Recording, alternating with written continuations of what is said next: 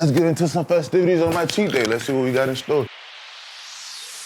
Excited to treat ourselves to a cheat day. Come on.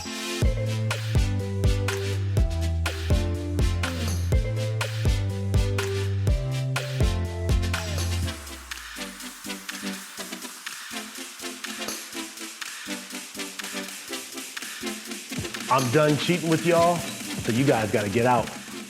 Bye. My overall score, my bio age, 36 years old. Ah! Come on, baby. I'm getting younger. I'm getting younger. Hey, what's up, everybody? I'm Akbar Gbaja-Biamila, host of American Ninja Warrior. I spent 4 years in the NFL. I'm a father of 4 kids. Today is a very special day. Today is cheat day! But before I get my cheat day in, I gotta make sure I earn it. Let me show you what I'm talking about. Yo, welcome to my steel cathedral. I wanna show you guys what I'm working with inside of my home gym. So every home gym has to have dumbbells. If you don't have a medicine ball in your home gym, you're messing up. But this is not only a medicine ball, this is also a kettlebell. Before my kids get up in the morning, it's important that I get my workout in. It's my me time. It's my time to think about how I'm gonna process the day, but it also gives me the energy. There's one thing I don't wanna do, is I don't wanna get fat. You know, a lot of guys when they retire, put on a lot of weight. Hard in the kitchen, I make sure I go hard in the gym. And the only way I do that is I make sure that I keep my weight in check. I've been trying to get under 10%. Let's see if I've made it. That's a big boy, 262. All right, so I haven't quite made it under 10%, but here it is, 11.9%. I'm getting there. My overall score, my bio age, 36 years old. Ah! Come on, baby. I'm getting younger. I'm getting younger. Look at that. My lean body mass, 230 pounds. All right, it's 230 pounds of sexy muscle, huh? Every ninja season, I think of the athletes that are preparing to compete in the brand new season. I think about Jesse Graff and Najee Richardson. I think of Joe Morosky, and I think of some of these top level athletes. I don't know if I get inspired or if I just get envy, but I see what they do with their bodies. I see what they do on the course, and I go, man, there's no reason I should have an excuse not to be in tip-top shape. I was once there. 17 years ago, I was in their position, you know, running around on the football field in the NFL, and things are different. Now I'm running around the house chasing my kids. There's a thing about dedication to what you're doing. I think the byproduct of it is people are inspired. People are at least asking themselves the question. I think that's what makes Ninja Warrior so popular. People sit at home and they ask themselves, can I do that? And that's a big thing. My kids, they're into fitness. I think even my friends too, the guys who I played with are retired and they're trying to keep up with it. I was tested and humbled too. In 2018, I decided I wanted to run the course. And at first I was just giving mouth service. As much as I love lifting weights, I couldn't lift my own body weight. First day in a ninja gym with Kevin Bull lasted 30 seconds. I was done. You talk about a quickie. I was done. I'm not a perfectionist. I just want to get better. Because perfectionist, essentially you have to give in to the mind that you are perfect. And if you are perfect, you have no room for growth. So perfection, no, I don't think I'll ever subscribe to that idea. It's why I wrote a book called Everyone Can Be a Ninja. It's the underdog path to success. Having that chip on your shoulder gives you an edge that most people can't relate to. That's it, get out of my gym. All right, so gym's done. Now it's time for my favorite thing, which is food. So I love pancakes. Now, when you are glycogen depleted, you've lost everything in a good workout, you wanna go boom, right there. So let me wash my hands first. I think to be vegan is a lot more challenging. You do have to figure out how to get your protein in. Too many people don't make their own stuff. I keep it real, I make my own pancakes. I like to really go in with the cinnamon. Here we go. Nice little sizzle to it. I do feel healthier, and what I do is I get my blood drawn quite often, at least 2 or 3 times a year just to make sure everything is on right. It's so good, good, good. Yeah. I mean, this is a lot of carbs I'm taking in if you think about it. But you know, it's got the sugar and it's got all the sweetness and the goodness. But I just try to find a way so where I'm not thinking about it and I'm not, you know, tripping out. This is my peanut butter, blueberry, cinnamon pancakes. On one side, you're throwing peanut butter on top of the blueberry one, right? Fold that on there like that. Lather that with the sugar-free stuff, sparingly with the expensive.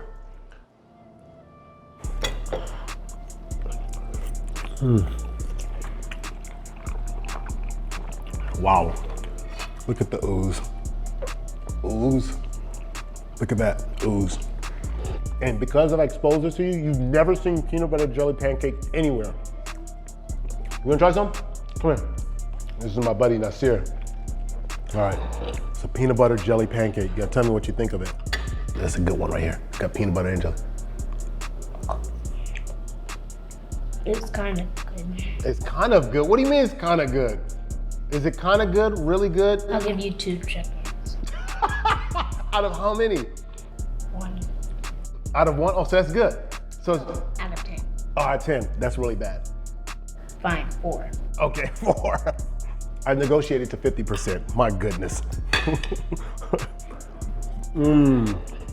All right, it's time to do something a little productive. I'm about to paint these 50-pound dumbbells. Still got a little bit of rust here. So we're gonna just try to work this rust off here. I think the biggest takeaway is that you save a lot of money doing stuff yourself, but then also too, it kind of challenges you in new ways. Like it's a great way to have a new challenge. I learned how to make coffee during the pandemic. I learned how to put things together, just stuff that I'd always just have outsourced and done. There's something really satisfying in doing something yourself because there's a little pride you take in it, like, I built that, I did that. My trainer, dumbbells have been hard to come by in the pandemic. You can't find them anywhere, they're hard, and he had some old rusty ones in the back, and this thing was all rusty, and I had it soaked in vinegar and CLR. Had it soaked for like 4 or 5 days, got a lot of the rust out. I wanted to match my new dumbbell set. I want to join this to the family because, you know, a big boy like me, I need more than just 40 pounds. I gotta have at least 50. Everybody knows that saying, one man's trash is another one's treasure. And that is going to sit for a little bit. Simba I've had for 11 years. She looks good. Simba is 11 years old. Yuri's my 1-year-old, and she's also trained. Sit. Stay. Good, good. Okay, break. We got the black paint so it can fit in the gym. That's it for now, yeah. All right, so my kids just finished up Zoom, so I gotta make sure I get them out to PE. I'm their PE coach. I'm done cheating with y'all, so you guys gotta get out. Bye. Coming up next. I've read comic books. I didn't really have a lot of friends and it's kind of hard for me to fit in. But when you put that mask on, he becomes a different person. And I feel like my mask is music. What's up, y'all? It's your boy Nathan Davis Jr., AKA NDJ, AKA Yeah. And you guys might have seen me on TikTok making my dope singing challenges. I've also been in the movie Detroit, Marvel Runaways, Glee, Criminal Minds, and so on and so on. So today, I'm about to show you guys my cheat day. So let's go. So on a normal day, I'm usually taking Zoom meetings, working on music, or doing my auditions for my acting. But today, it's just a chill day. I'm gonna be playing some video games, eating some food, and hanging out with some of my friends. Come on!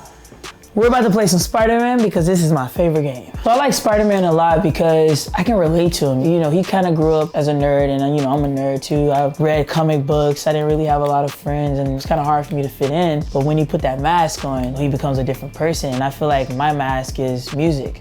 When I'm at home and I'm making music and I'm dancing, that is like my confidence. That's my Spider-Man suit.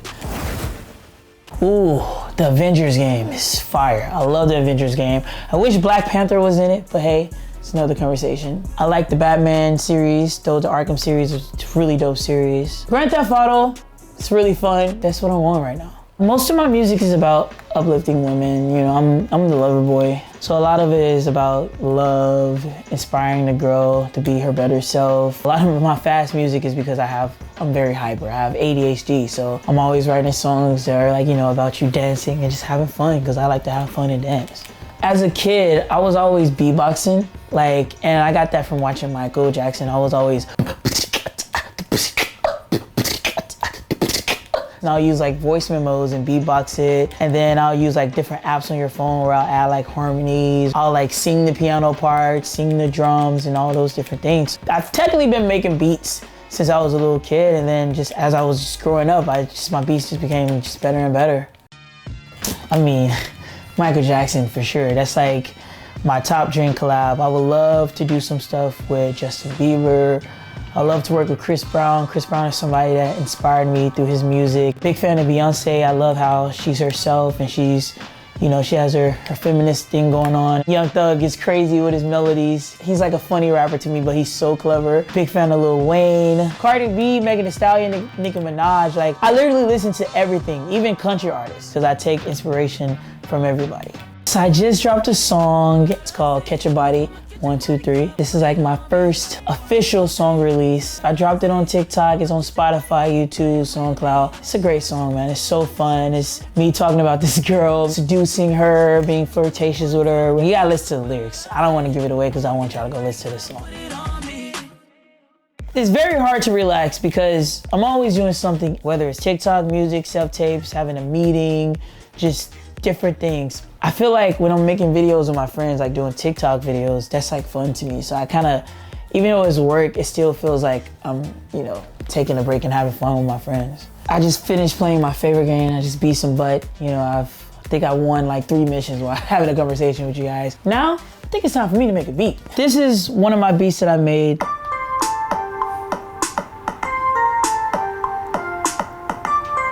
So, you know, you just get the rhythm and everything, the BPMs, and it's the piano melody. And what I do is, you know, this is my beat pad. It's just...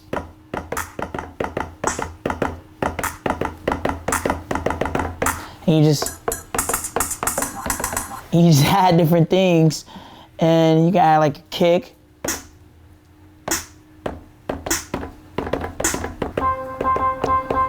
You can play piano on this. And then it ends up sounding like this. And I added a little sample in the beginning. I can't get enough of you, babe. Hey, I can't get enough. I want all your love. So it has like that old school vibe, and I just pitched it and put it in there. So once I make the beat, then I go to me and my mom, where we get different writers and we write the song. So I go home, I record it in Logic, just a reference, and then once the reference is done, that's when I go book a studio session, and I go there and basically re-record the song with, you know, their mics and a different engineer. And sometimes it might take 1 day, sometimes it might take 1 week. So it just depends on what feels good and how, you know, you want the song to be. A lot of my talents come from my mom, because she started doing this first, and like watching Michael Jackson kind of steered it, and I just was you know, imitating everything that MJ. So if MJ was beatboxing, I wanted to beatbox. If MJ was dancing, I wanted to dance. MJ played piano, and so on and so on. I want to play piano. A lot of producers like Pharrell Williams, Timberland, will.i.am is one of my favorite producers, and just watching their YouTube videos and studying how they do it. It depends. Like sometimes at night, you know, that I can come out and really shine. Sometimes during the day, never in the morning. I can't wake up in the morning and be like, I want to make a beat, because I'm always staying up late at night. So I think towards like the end of the day, nighttime is when I'm ready to make music and have fun and create. I feel most happy when I'm making music. I love being in the studio. I can literally be in the studio for 12 hours and I'm like an engine that just never stops. I'm getting a little hungry, so I think I want to have a snack. These are like some of my favorite snacks. I love Oreos. Gummy bears, the sour kind, is the best. Yes, I have a lot of hidden talents, and one of my talents, I'm gonna show you guys with my ankles. Don't try this at home, young or old. I can break my ankles in many ways. Ooh, messing up the Balenci's. I can do Michael Jackson. I can say, oh no, come here, girl. Hey, I do Chris Tucker. God damn, man. Smalley.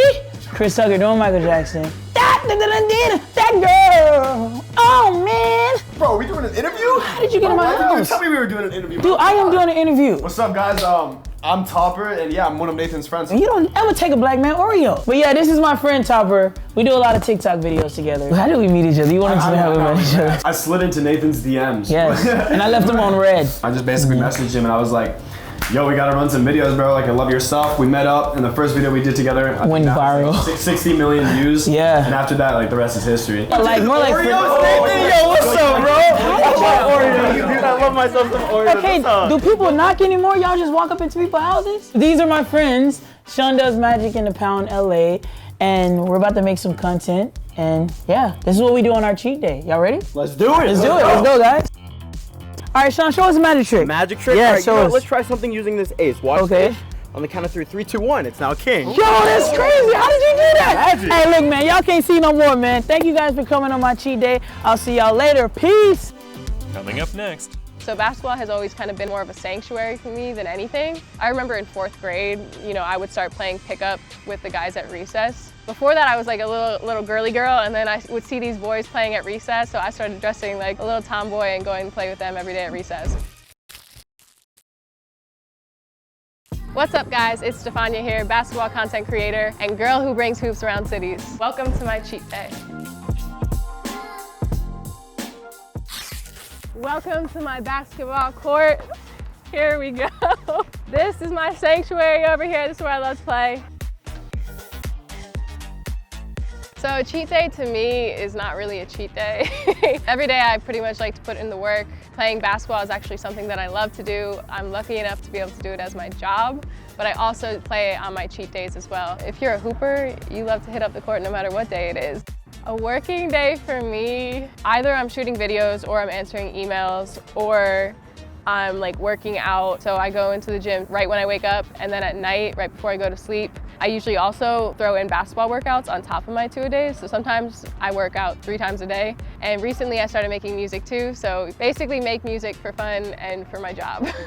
Those are kind of like the spaces where I feel most calm. It's the space where I'm able to kind of like really put my creative energy towards that. Basketball is definitely something that I use to relax. For me, it's always been kind of an escape. You know, my parents are immigrants. We had like $200 in our pocket when we first got here. They came to the US 2 months before I was born. I was born in Philly, raised in Philly, but in a very foreign household.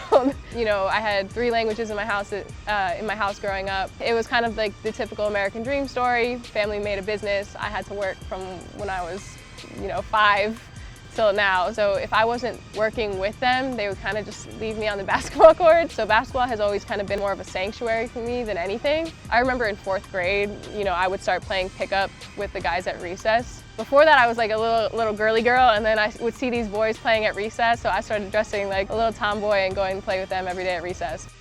Yeah, so I know everybody assumes that as like a content creator that I'd always be on my phone, but if I'm around people, a lot of times I'll just end up putting my phone in my bag. But you know, like at the same time, I obviously do have to be on my phone a good amount of time to make sure that I'm keeping up with everything that I have to be doing. I love what I do, so it's like I love being on my phone and being able to like see what everybody else is doing. But you know, like it's nice to not have to worry about it, although I do think I'm slightly addicted. I've gone like a few days without my phone and I felt like I was having like a withdrawal.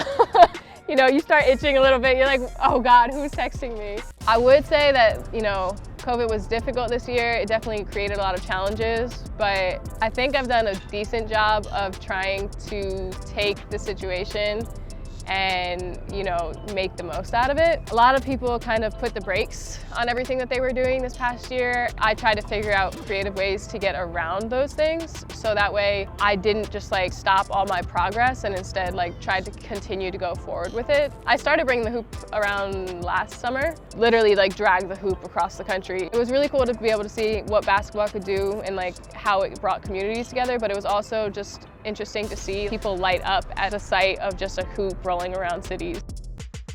The coolest place that I took a shot was in the Grand Canyon. All right, y'all, we're at the Grand Canyon. We're about to take one shot. If I miss this, that ball is rolling down the side of the Grand Canyon and it's gonna hit somebody and they're gonna die. Like, So I made sure I didn't miss it. First try, you know. Scariest thing in my life.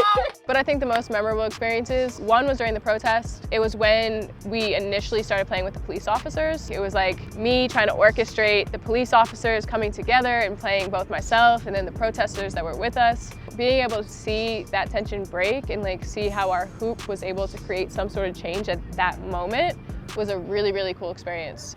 All right, guys, now we're gonna go hit up the frozen yogurt. I need to go treat myself. It's my cheat day, come on.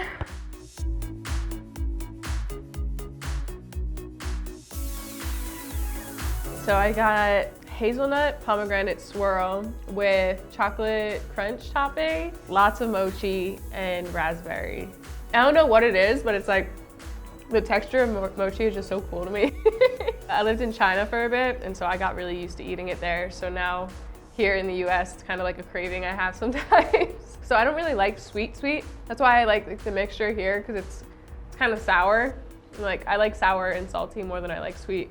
Not really, because like I have a strict diet, but if I'm really like in the mood, I guess maybe pasta or like raviolis or something, like, you know, like more of like carb type foods. My cheat days consist of like doing things rather than just like eating a lot of junk food. All right, guys, I've had enough frozen yogurt now. We are about to get our cryotherapy massage. What's up, guys? We're at Muscle Lab right now. I'm about to get stretched out and do a little bit of cryo, so let's get going, come on. I train so much and it's just like my body is always so tight, and even if it's painful, it just feels so much better afterwards. You know, like that pain like is like initial pain, and then as soon as you're finished, you feel like so much like looser and just so much more free. How do you feel? You're trying to kill me. No. No, you're doing good. This one's tough. Yeah, so, you know, when I was a kid, I had a lot of problems with my feet. My feet were turned in. Had clubbed feet. In addition to that, my entire knees were turned in as well. I'm missing bones in both of my feet. My Achilles tendons are too short. And so a lot of times there's like extra like added tension on pretty much my entire lower half of my body. I'm supposed to be doing stretches. Like they gave me stretches when I was like a baby, but I've been neglecting it a little bit. So now I'm trying to get back to that so that I can make sure that my body's, you know, capable of doing the things that I need to do. You okay? Yeah. I'm okay. I think it's funny because my natural reaction is to laugh at pain, even though it hurts. Does it hurt so good? I use that phrase all the time. Yeah, it hurts so good.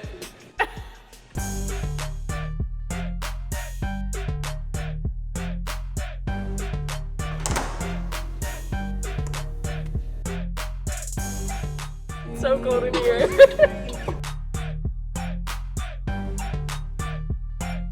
It was cold. I feel good. We got the goosebumps. Let me go get changed, y'all. That's it for today, guys. Thank you for coming with me on my cheat day. We shot some hoops, we got some froyo, got my recovery, and now I'm about to go home and get some sleep. I'm gonna see you guys next time. Like, comment, subscribe, all that good stuff. Bye.